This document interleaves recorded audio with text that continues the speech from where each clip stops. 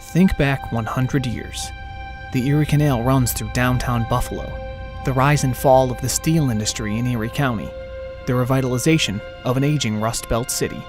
A lot has changed, but some things are still the same. Families still struggle with poverty. People are still hungry. And quality education for all is still a hurdle.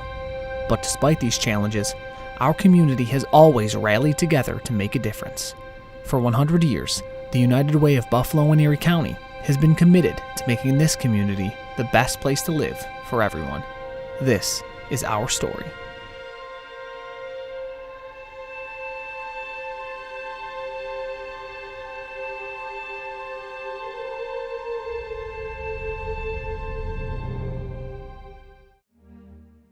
April 1917. After almost 3 years of turmoil overseas, the United States enters World War I. Within weeks, thousands of able-bodied men are drafted into service, leaving gaps to be filled on the home front. And with communities rallying around raising funds for the war effort, it soon becomes clear that charitable organizations at home are drastically underfunded. The origin of charities like ours were really driven against the needs of families during wartime. Issues of financial hardship, access to safe, affordable housing, access to food, support for families when a loved one went off to war were challenges for a community like ours. In response to these ongoing issues at home, a group of Buffalo philanthropists, led by Ansley Wilcox, decided to take a new approach to charitable giving. I think Ansley Wilcox is the quintessential Buffalonian. He wanted to do good works for other folks and make their lives better. Under the name of the Joint Charities Campaign, these men and women combined the fundraising efforts of 3 local charities into a 1-week campaign. These 3 relief-giving and welfare-working societies are accustomed to make their appeals to the public at this season of the year.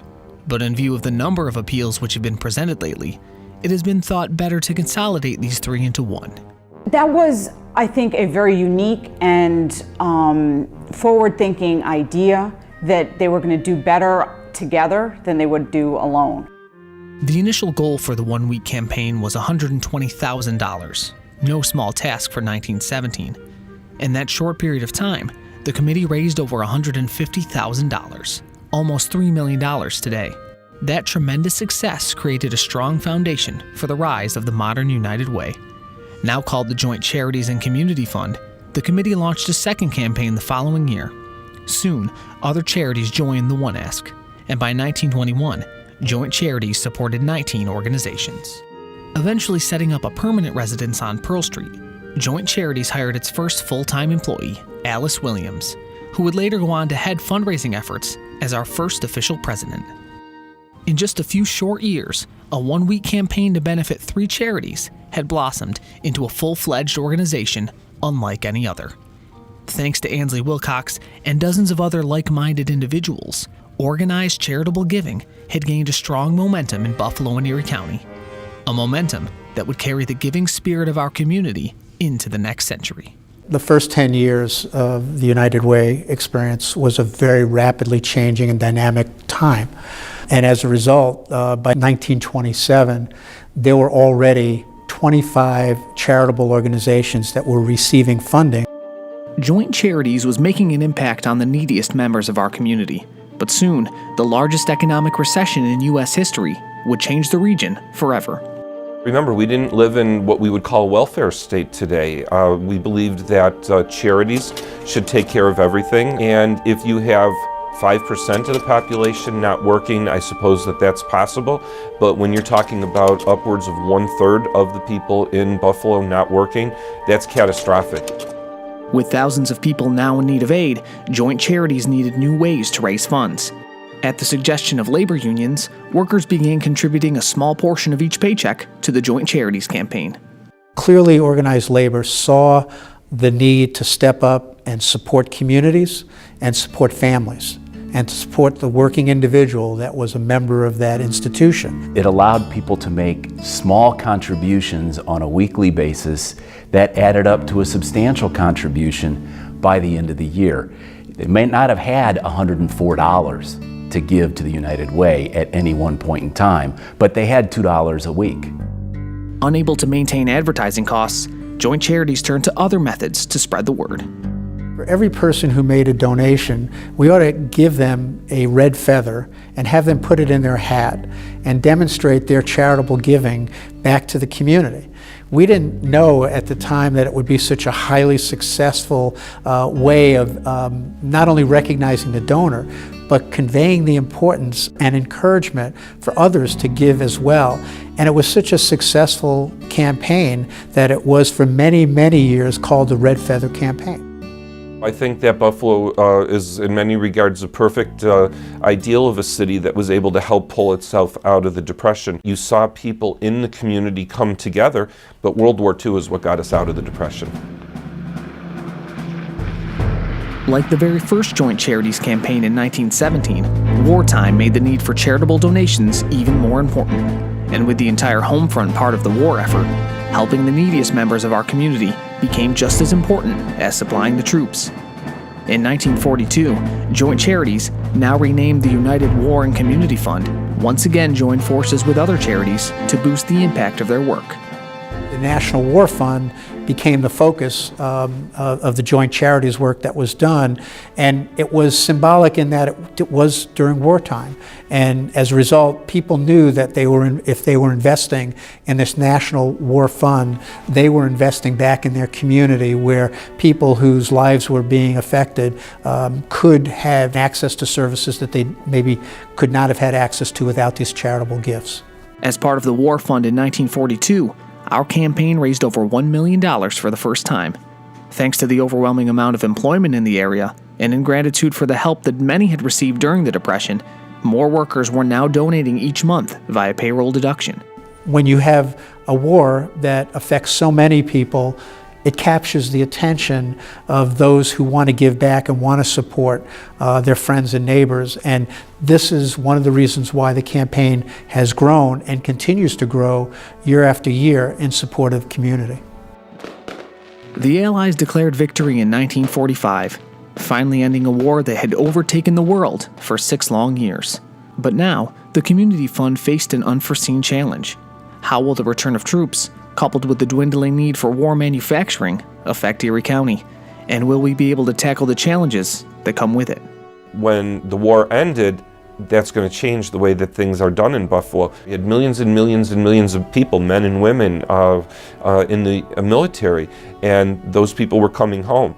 Millions of Western New Yorkers returned in hopes of resuming a normal life, but the workforce had changed from what it was before the war. All at once, Erie County was saturated with people in need of assistance. And like with so many challenges before, United Way continued to grow and keep up with the needs of the community. United Way itself was the result of several mergers over time. The United Health Foundation used to be a separate entity. That was merged into the United Way. In 1960, the community chest becomes the United Fund, using a torch as its recognized symbol. And in 1973, we officially become the United Way of Buffalo and Erie County. It's a series of evolutions and progression, all designed to better serve donors, better serve providers, but most importantly, to be able to prove that we are serving and helping families improve their life. Industry was leaving Erie County at an alarming rate. In 1984, Bethlehem Steel closed its Lackawanna plant, displacing over 7,000 workers. Thankfully, United Way was there to help. It had a huge ripple effect on families and individuals. The response we developed perhaps was one of the first community building efforts undertaken by the United Way. The Healthcare Project was one of many initiatives created by United Way to tackle specific issues in the community. In fact, there are dozens of organizations still around today that began as United Way programs. In 1984, United Way community assessments revealed new statistics on poverty, aging, and hunger in Erie County. This data was crucial in helping to focus United Way efforts. One of the changes that occurred was we developed a program called outcome-based funding, which basically meant to the agencies that benefited from the campaign that we needed to have from them real evidence of results in terms of who they served and what difference that made in the life of the agency profile. Throughout the second half of the 20th century, United Way began to grow into the organization that it is today. In 1993, in response to a growing demand for volunteer opportunities, United Way holds the first Day of Caring, bringing over 2,000 individuals together to tackle projects throughout the community. There is so much benefit to being a volunteer, and it is so good for you as an individual human being. Throughout the 1990s, United Way continued to expand its role as an authority on community needs.